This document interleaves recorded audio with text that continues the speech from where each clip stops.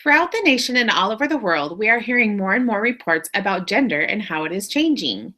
There are those changing their gender and those who are nonconforming, but what really has caught my attention is gender homogenization, especially in children. Many parents are choosing to raise their children in a non gender specific environment. The child is provided with clothes and toys from both genders and are taught to explore them. I have seen this in my own community. Once my girls were in dance, and there were many boys who were put into the dance classes with the girls, and they wore tutus and everything. The mothers reveled at the fact that their boys defied all stereotypes, not thinking how this would affect them in the end. It is also happening all over the world. At autostraddle.com, you can find the story of Storm. The child's parents have chosen to raise him or her without really revealing the gender to anyone outside of the family, the pediatrician, and a few close friends. They're going to try to keep his gender a secret as long as possible. They also have two older children who they have taught to explore gender as well. The author of this article goes on to state that it doesn't seem like they are confusing Storm, because they aren't withholding the information from the child, but they are just going against a cultural belief.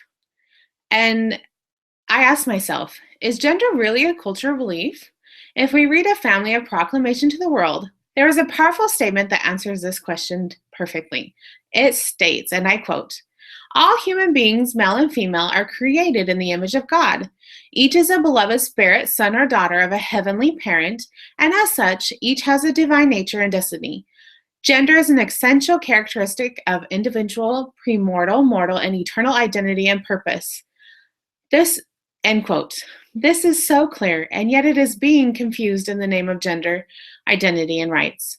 This is a danger to society for many reasons, but today I want to talk about three. The first, it is creating a confusion instead of unity. Second, it is threatening the family. And third, it is threatening freedom and religion of speech. When parents and teachers started this and they wanted to make things more equal for boys and girls, I believe they had good intentions. Sometimes it can seem all innocent. I once worked at a Head Start in Minneapolis. One of the first things I noticed is that the teachers would call the children friends. I thought this was adorable and soon picked it up.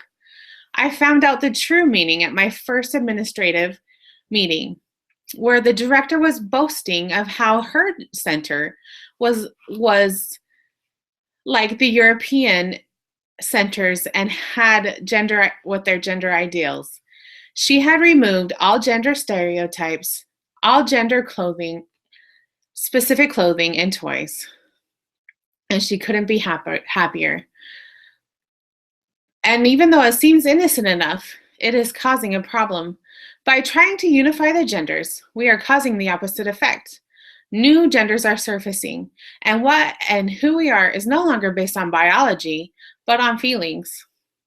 In the article, growing number of universities embrace gender-neutral pronouns ze, hers, and theirs. We can see the impact that this is having on society. They use 4 separate pronouns, which are ze, e, her, and they. They come in different forms, and they even have a chart so they aren't confused. But if you look at the chart, it is very confusing. Even Facebook has followed suit and has 50 pronoun options to choose from when choosing one's gender. We are denying what is inside of us. These differences are there from the moment of birth. Dr. Leonard Sachs explained this in an interview with Al Roker on the Today Show. He talked about how boys and girls are different from the moment they are born. If you put a newborn in a crib, with one side there's the mother and on the other side is a mobile, the newborn boys will look at the mobile and the newborn girls the mom. That is because the boys look for movement and the girls search out the human face.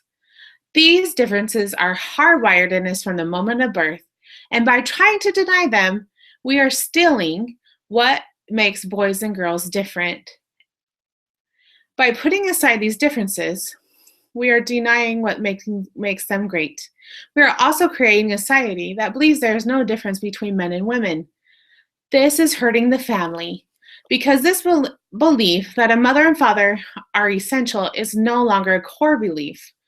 If we go back to the proclamation, we learn that fathers and mothers have different roles by divine design and are equal partners in raising their family. These traditional family values may seem outdated, but they are essential in maintaining a strong family unit, which builds safe and stable communities. Not only is the family being threatened, but our basic freedoms are also. Throughout the country, many states have adopted sexual orientation and gender identity laws. In an article written by Ryan T. Anderson at heritage.org, he explained why these laws are not only unnecessary, but will infringe upon individual freedom of speech and religion. He states that these laws are a problem because they are subjective, vague, and lack a clear definition of what the discrimination on the basis of a sexual orientation and gender identity mean and what conduct can be penalized. In the Daily Signal, we find an article that explains how in these laws in New York, businesses and landlords can be fined up to $250,000 for intentionally failing to use one's preferred pronoun, refusing individual to use single-sex facilities of their choice, enforcing dress codes based on sex, and failing to provide health benefits that cover gender-affirming care. This is taking away liberties because it is vague and based on feelings and not facts. Are you asking yourself, what can you do? I hope so. I believe it starts in the home. We must teach our children to embrace the differences between men and women. They need to understand that we are equal, but have a uniqueness because we each bring something special. We also need to get more involved in our community and schools.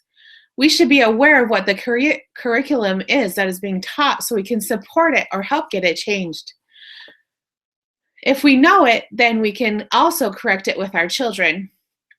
As we do this, and we strive as a society to celebrate what makes men and women different, we can build stronger families, which will in turn build safer and more stable communities. We will see our freedoms returning, and we will see our children go into strong and successful adults who are confident in whom they are. The gender confusion would decrease, and as a whole, people would be happier. So please get out there and get involved.